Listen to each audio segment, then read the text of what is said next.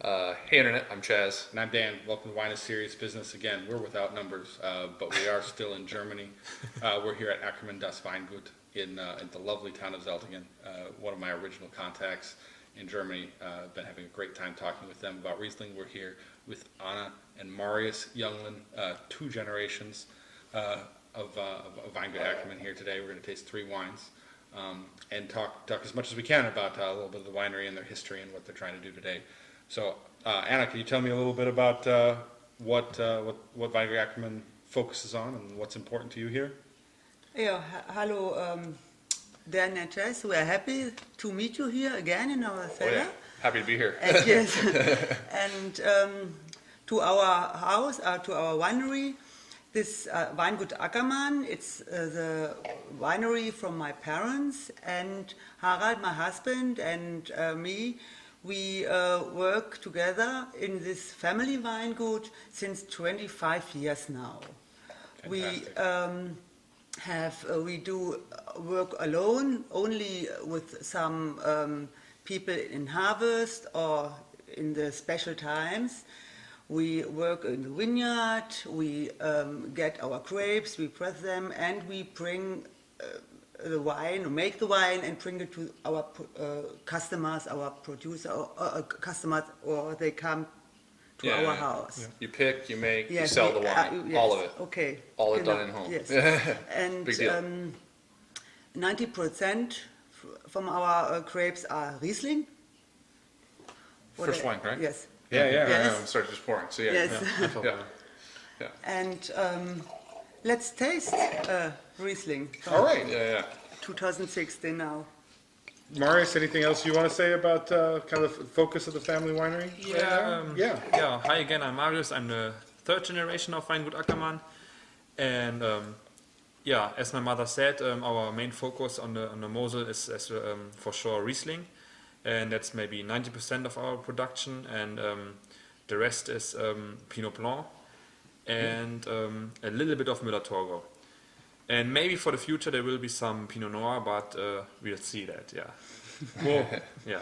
We know a lot of our viewers in Oregon will be excited about both of these things. Cool. For sure. What are we drinking? The first wine is 2016 Kabinett from Zeltinger Sonnenuhr, right? Exactly. Yeah. And that's what the second generation has made, so that my father Harald has made it with my mother, and just have a try. All right. How was the 2016 vintage for you guys? I heard some difficulties throughout for some wineries. How was it for Ackermann? We had in 2016 a very great harvest. We had enough grapes, healthy and perfect. It was perfect for us. Okay. Wow. Okay. Lots of volume. Yeah, it's nice to hear, and I think Zeltingen had good conditions. Yeah. It was so Zeltinger. different. Exactly. Good conditions. Okay. Yeah. So none of the frost that happened to some places early, or So we had heard about some of that, right? No, 2016 not. Oh wow. All right. Okay. Yeah. So just All right. Yeah, it was 2016 for us was little easier than other vintages because we didn't had so much like frost issues. There was almost no hail in some of our vineyards, but not in the Sonnenuhr we have in the class right now. And we could harvest really clean fruit and not it was really nice. clean, healthy, Healthy, and pretty nice fruit. And for those of you who aren't as familiar with Mosel geography, the Zeltinger Sonnenuhr touches the Wiener Sonnenuhr, right? Exactly. So that they're right next to each other, running along the same slope along the river. This is just associated with the town of Zeltingen. Yeah. Gets a little more sun, right, Harald? Yeah. Smells absolutely wonderful. Yeah. I'm getting like aromas of pastry, a little bit of pineapple, like some tropical, and some really great apple aromas with depth, I think. Yeah. Big time, for sure. Yeah. A little bit of sweetness, like aromas, but the fresh, like very clear fruit flavors on the nose. So it smells fantastic. Yeah.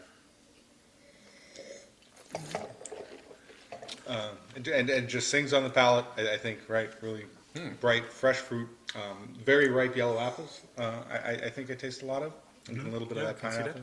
Yeah, and some floral character. The acidity is full, but not too heavy, right? It doesn't really sink into the gums or anything like that. It just balances out the fruit and keeps things light. It balances out the sugar really well too, Right. right? Keeping it completely fresh the whole time. So, yeah, I like to drink Kabinett wines. It's probably the stuff I drink most often, and this is fantastic. Yeah, maybe this is a typical Kabinett wine which the Mosel is famous for. So they're really light. They have residual sugar. They can age really nice. I would see a lot of potential in this wine. So maybe you can drink it in easily in 10 years, 15 years. Who knows? Yeah.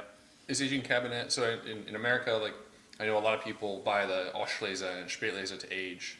Kabinett is more, I don't know, I don't see a lot of people aging Kabinets. Do you guys age at Kabinets here typically? Yeah, At the same rate that you would age a Spatlese or an Auslese? Is there any change, I guess? It's an Auslese or Spatlese is for sure like a richer wine. It's much more concentrated, not that easy drinking in the beginning, like in the first years. So Age is helpful. you would age that maybe more than a Kabinett, but you can also age a Kabinett easily, like 10 years, 15 years. It doesn't matter. Yeah. And I've really enjoyed aged cabinets that I've had in the past. Indeed, yeah. Anna, do you what type of wines did your father like best? What did he like to drink best? My father, also sweet Spätlese. Fantastic. Okay, I like his style. And, That's good. Yeah. his favorite, also the favorite from Harald, my husband, the Spätlese Riesling from the Schlossberg. Fantastic. Yes. Well, great. I agree. I agree with them both. That's that. Yeah. Do either of you have anything interesting or particularly special to say about your blocks in the Sonnenuhr, or what you think is interesting about them? Yeah, so our blocks are we have two different blocks in the Sonnenuhr. They are both nice, but all of the Sonnenuhr is blue slate, and there's really I don't know how to say it exactly. Like there are big stones, and it's pretty rocky. It's not much soil. It's more Just crushed slate. just crushed slate, and there are some spots in the wine in the vineyard where they grow pretty much on the bigger rocks. That's not so they cannot grow really deep because there's so much soil or something. They really have to take their roots Kind of pushing into pushing the rocks. into the rocks, and so they go. After some years, they go really deep. They get out some roots. They were more than 18 meters deep or long, so you can see that they are so deep. And that's really nice if we have drier summers, so they are pretty resistant to no rain. And this causes also a lot of these minerals from the soil as well. Right. And both of our blocks are on own rootstocks planted. Oh, I didn't know that. Wow. So they're not crafted. And what else can we say? Yeah, there's not much fruit in every year. You make just like one bowl, but there's not a big amount of fruit, but for sure it's concentrated and gives nice flavors to them. Exactly. One of our vineyard is more down to the river, so that's a little bit warmer, not that windy, completely south facing, which is in the Mosel already pretty nice. So as we move on to wine number 2, this is also Zeltinger Sonnenuhr, Kabinett. And what's the difference between these two wines? Should I start? Yeah, Okay. you start and I The, continue. Both wines are owned on the same day, pressed at the same press, and we put it auseinander, separated it. One barrel, in one barrel the wine Harald worked with it, and the other little apart Marius worked with it. Yeah, exactly. So we tried to do an experiment. As my mom said, it was same vineyard, same fruit, all handpicked. We did the same vineyard management, so everything was the same. We put it in the same press. We didn't use separate press fractures or something. It was the same juice, and then we split the juice in 2 barrels. And the main difference was my dad did it with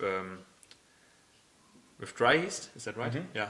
And I did it just native with native yeast, and just let fermentation start. And we can taste it and see what's the difference. Yeah. Yeah. All right. Yeah, and then they both stopped the fermentations when they chose for the Exactly. different So, wines. So yeah. all of the time with all of our wines, we stop the sweeter wines. We have to stop with sulfur, and we don't keep an eye so much on numbers, on lab numbers. So we just try to get in this range as minimum alcohol range and residual sugar, and then we try to really focus on sensoric balance, if you can say that. Yeah, of course. So if I think it's ready, then we just stop it, and sometimes it goes really fast. Sometimes you have to stop it, let's say in 6 in the evening or in 2 in the night.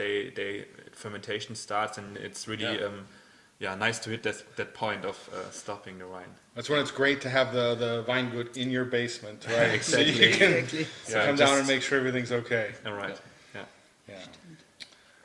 All right, so definitely you can smell the Spatlese on this still. This is as a brand new release. We've talked about this a couple times on the show before, but if you don't know, German wines can be a little stinky sometimes based on spontaneous fermentation. And if you smell the same smell on like an Oregon Pinot Noir, it's a disaster and something has gone horribly wrong. But here, it means everything's just fine, and it will blow off as the wine is open for a while, and it will just go away in time. So if it smells a little cabbagey or something like that, and it's a young wine from the Mosel, especially a producer that you know is working naturally, don't worry. Yeah. And you can tell in the taste too if something is really broken, or it'll taste typically just great. Right. You agree? I mean, this is probably something yeah. you have to talk to people about a Yeah, lot, exactly, right? yeah.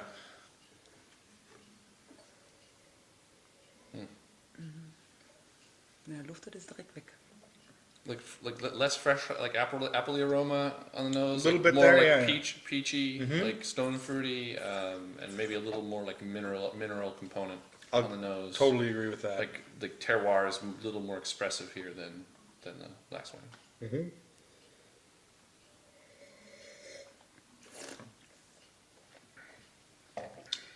That's very interesting. It's Yeah. definitely, the fruit tastes a little less ripe on the palate, and so it's amazing to me to hear that these were harvested at the same time and from the same press. Yeah, that's the.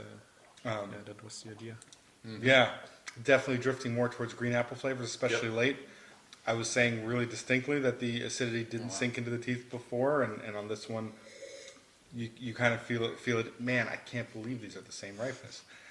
That's really incredible. Yeah, and the funny thing is, the second wine has even a little bit more residual sugar than the first one, which makes me like, if you taste them, it doesn't taste like that, right? I definitely agree. I would, I agree. Yeah, so definitely you have to taste them and don't look on the numbers all the time. Yeah, Yeah. and it still has a great core of ripe fruit, kind of like apricots or something like that, right in the middle of the palate, and that lingers through as the acidity dries. Very enjoyable and very interesting. Unfortunately, these wines aren't available in the States, but if you're ever out this way, you get the chance to try two of these wines side by side. And if you're watching this from Germany, and I imagine a couple people will, right? You can order them. If you're watching this from Germany, you know how easy it is to ship wine.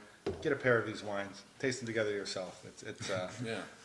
It's pretty. This must have been really fun for all of you to taste as they were developing too. Interesting experiment. Yeah, exactly. This is a wine from, I told you, from the Schlossberg from 2015. It was this wine special has high sugar, and the fruit is perfect for me.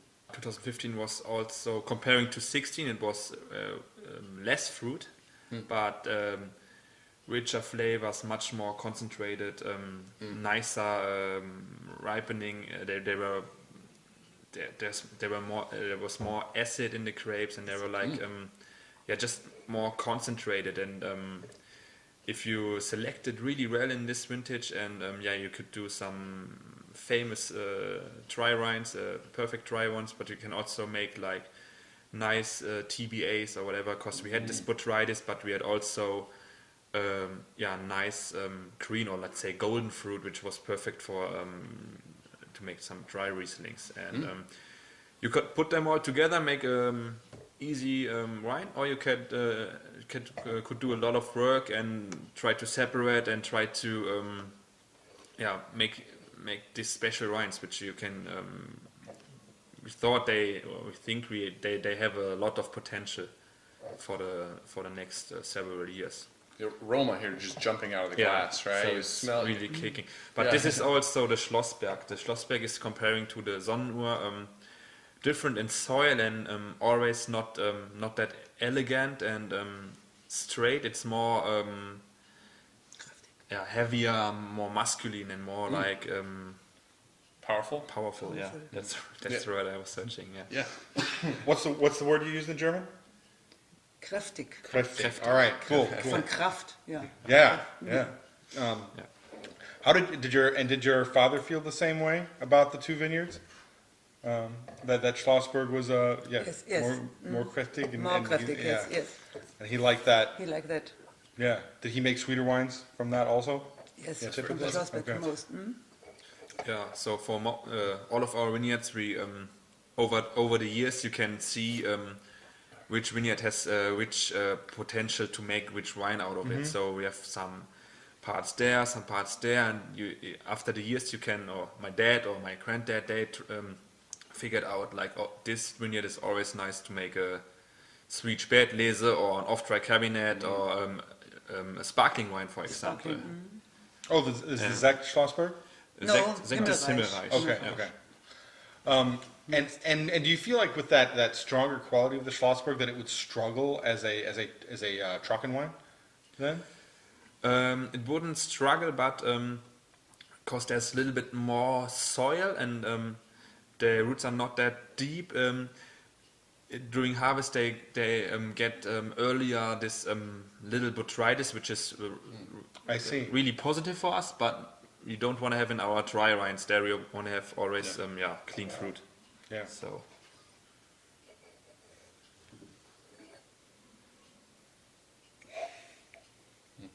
Man, and it smells exactly kind of like you were saying. Like there's definitely this sense of sweetness. I'm glad you said botrytis because I don't know if it would have clicked in my mind, but now that you say A touch, it's yeah. definitely Yeah, a touch, just a yeah. little Just bit is like- present, Yeah.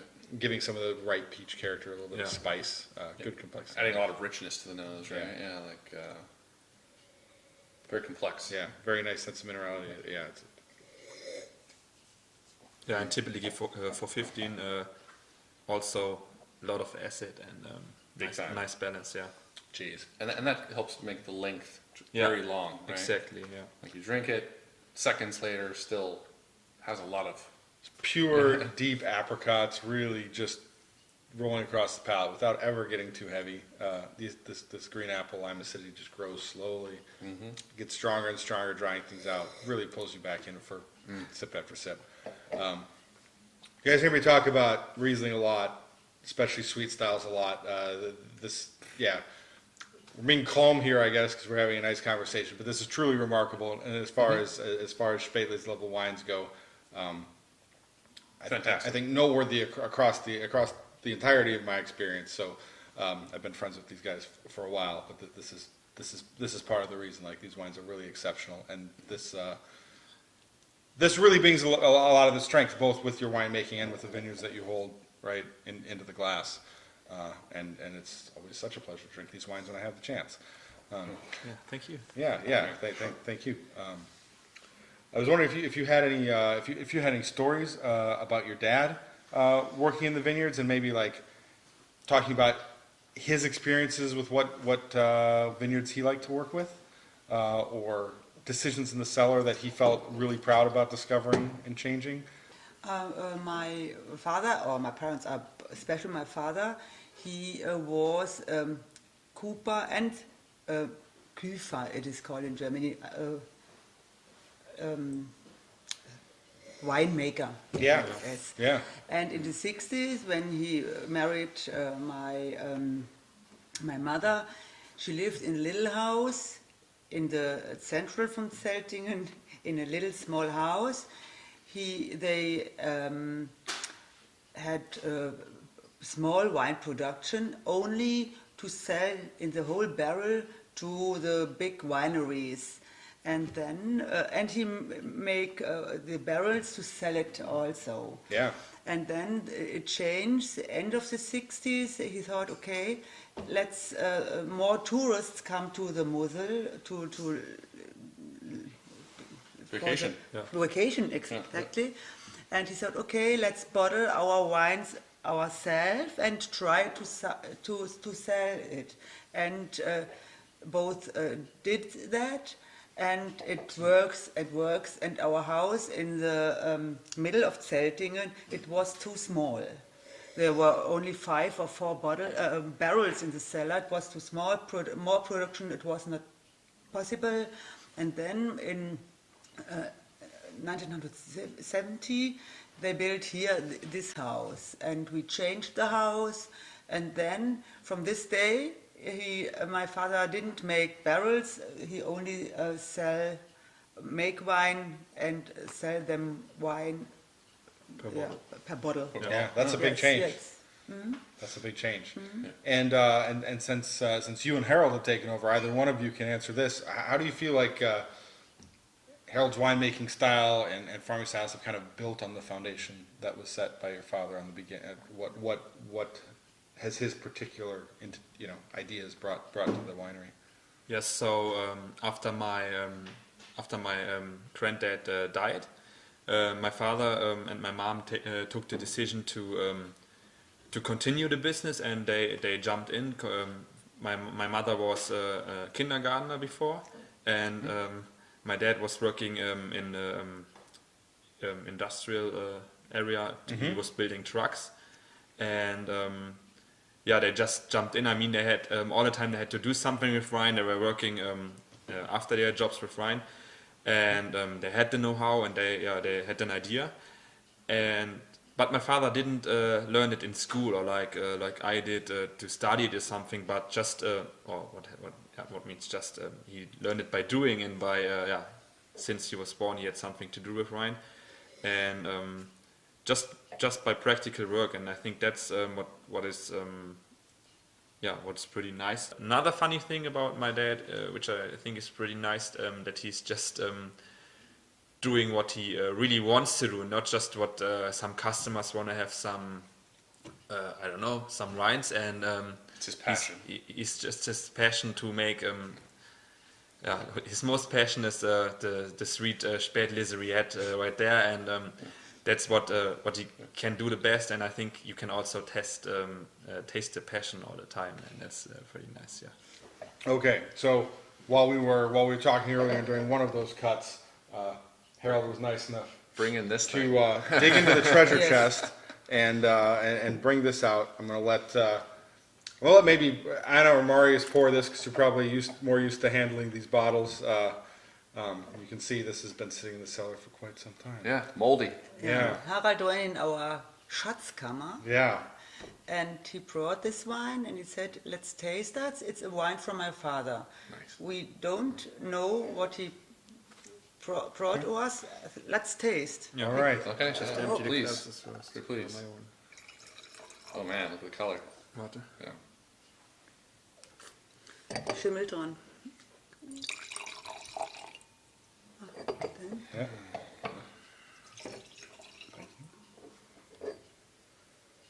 So this is a test to try to see if we can guess.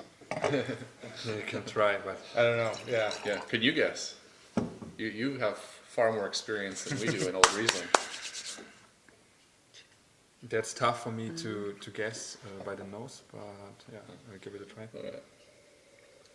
And I think it also points at an experience that is incredibly common in the Mosel, that it's not just when we're here hanging out with people that we know well and when you're here with friends. When you walk the streets, when you visit wineries, even as a first-time visitor in Germany, you are immersed in the history of the place. What do you think? Ich denke. Yeah, it's tough. Yeah, go ahead. So it smells like other great old wines that I've tried. In that if it's from your father, Right, like this is substantially more than 20 years old, even. And 20, you- Yeah. more than 25. And you would never guess this blind No. that old blind. There's still a good sense of freshness. The Off the age shows a nose, little yeah. bit it shows a bit in the fruit and in the golden color.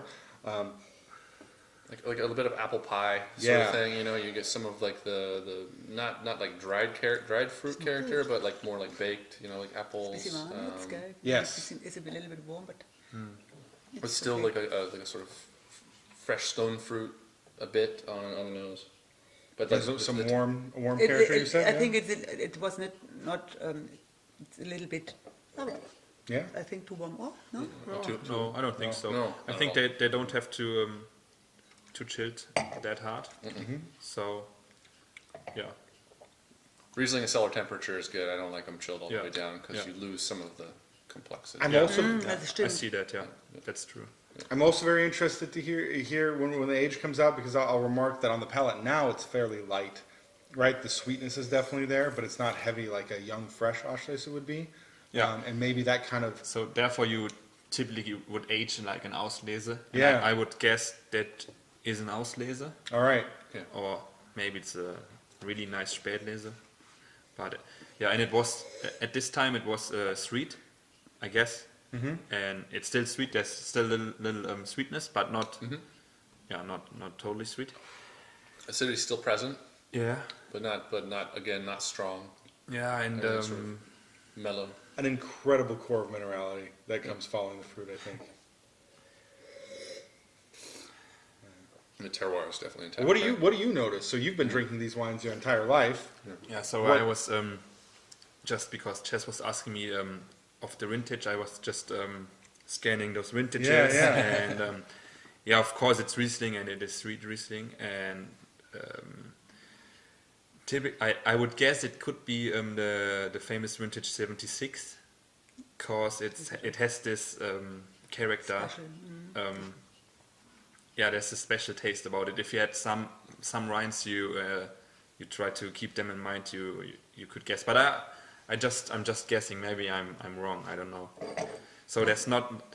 If it would be like in the 80s, it would be more green fruit, not that elegant, and there would be more acid in the wines. And this one is like round and complex at the same time. And I think it could be from the Sonnenuhr, but just a guess. Wow. No? Aber ist ein 76er. Ja. Alright. Okay. So it is. Ja, ich hab's, das wissen Sie, ja. Ja. Ich hab mir das Kann man erklären. reingeguckt. Auch. Und Ei. die 76er damals, also die Sonnenuhr, und die hatten viel mehr von dieser Schleimsäure. Schleimsäure, wie ich vermute, das in dem Bereich. If you're not Weiß- sure, I taste it, and then I look into the bottle. You see the white crystals on the. Oh yeah. And it's typical typically for for 76. 76. Is Okay. In Weingut Ackermann or across? everywhere at the Moseler. Wow. And there's only a little bit in the Sonnenuhr. There was a lot of more white. Because they didn't get, war die nicht geschönt worden, ne? Das ist irgendwie so eine spezielle Schleimsäure. Yeah. Oh, that's hard to translate. So And these are the tartaric that's Weinsteins, or not this is something tartaric else? acid. It's wow. we call it Schleimsäure, which Alright. means like maybe creamy or slimy rhinestones, All right. and that's calcium, right? It's Yeah, that's it's white. So that was calcium, which tried to fall out after Yeah. several times because they didn't put some special treatments to get it out before, and Sure. therefore you see definitely, if you don't know the year on the label or something, and you see this Schleimsäure at the bottom, that could be a nice hint to that it's a 76 one. Yeah. So my mom was cheating. I was gonna tasted say that, but before. I tasted before, and then okay, I'm right. So do you remember your father's excitement with the 76 vintage? Was he very happy with the Yes, quality? yes, yes. Yeah. It was a very special year. It was a small vintage, and we had harvest early. This year we had the earliest harvest ever. We started in September, and because I can't remember so early, I had in my mind, okay, 1976 we go early also and looked in the old Weinbuch from my Yeah. mother vintage. They noticed like Yeah, just the harvest book. They just write notices down. We picked this on that date. and- Tagebuch, Yeah. all, Yeah, yeah. all. And Journal, yeah. I looked after 1976 and we started at 76 at the 8th of October. It was So not very close, yeah. It was not so. I thought it was much earlier, but the harvest was small but high quality. I think it was the first time that my parents get a BA. Oh, really? Yes, yes. That is a good story and a really good indication of how much rarer those levels of ripeness were at Yeah, that point in time. Exactly. Yeah. If you could share one thing about Weingut Ackermann today with your father, like what would you say? Boy, I wish you could see this. I wish you could or taste this wine. Or Yes, I often think about my Yeah, parents, and yeah. I think they were very proud of our winery and of our sons, Yeah. and that it goes the right way. yeah, Yes. I agree. And well, Marius, make you talk about yourself a little bit. What's going on in your mind as you start to make a couple wines here and start to start to work on what your vision of Weingut Ackermann is going to be and what's important to you going forward? Yeah, so that's always hard to say, but I definitely want to work with Rieslings, and I don't want to change like the whole business model or something, or like I want to try to be as traditional as I can, but also try to bring my own things, and I will definitely do some more like Rieslings and in all all directions I can make them, and another goal is Pinot Blanc, and maybe for the future I will do some Pinot Noir, which I think is pretty nice to do in the Mosel, because I had a lot of, or like 2 vintages of experience in Oregon as well. Yes. And learned a lot of Pinot there, and I think Pinot Noir could also be pretty nice at the Mosel Valley, but it's not the main focus on the winery or something, so I definitely want to do what my parents and my grandparents did and what they did for like some 100 years at the Mosel, because that's what what our main goal is, or Yeah. what we can do, and Yeah. I want to stay at my roots and do. And I'm gonna say too, like Marius is a pretty modest guy, but so he did intern in Oregon. He's interned and worked at a number of famous estates around the world at this point, and done some studying at Geisenheim. So I think it's a fantastic compliment that as he and Harald get to work together, right, a man who has had decades of practical experience and learned in the cellar himself, and somebody with a lot of more formal academic training, being able to really bring that together in the cellar. I think there are really many exciting vintages ahead, a lot of great fruit to work with. Chaz and I talk about a lot about how Schlossberg is the best berg, and they have some really fantastic plots in the Schlossberg to work with a lot of history. Yeah, that's And it's really a winery I love now, and I think a winery that's going to be, Marius is younger than we are. I mean, a winery to watch, for many years into the future. It's pretty exciting. Agreed. One question: Where are you planting Pinot Noir? I definitely want to do it on the same vineyard sites. I would grow like Riesling with much of potential. I don't want to grow it like on a side vineyard, which is not good or Right. something, because I want to make the best I can. So I would Would be like the Sonnenuhr or the Schlossberg, or like I think another piece of vineyard. I think you could definitely grow it. Maybe Sonnenuhr is too rare to get, so there will be no chance to get a vineyard, and people would think I would be crazy to put some Pinot in the Sonnenuhr. I don't know. But here, yes. of yeah, course, maybe yeah. some cooler parts at the Schlossberg would be really nice. Yeah. Cool. Oh, yeah. Is that in the corner, right? Yeah. That you talk about? Yeah. So yeah. not like directly south Yeah. facing, more like maybe north facing. Yeah. Riesling is so expressive of terroir, and like I feel like Pinot Noir could potentially be interesting here, right? Like Yeah. potentially, I don't know. Yeah. Who knows what will Who happen, knows? right? It's a Yeah, just experiment. another experiment. Exactly. Exactly. Yeah. Yeah. Yeah, keep your eye on the Junglen family and Weingut Ackermann. Maybe you can find out what they do in the future. Yeah. And yeah, if you ever come to Mosel, definitely reach out. They got a nice website. Get in touch. They've got some great guest rooms, fantastic wines, and I can't encourage you enough to give them a test if you make it out to the area. Yeah, I think we're gonna wrap it up. So I just want to say thank you, Marius and Anna, for having us, for pouring these amazing wines, Harald, and we'll see you guys on the internet next time. Thank you. Cheers.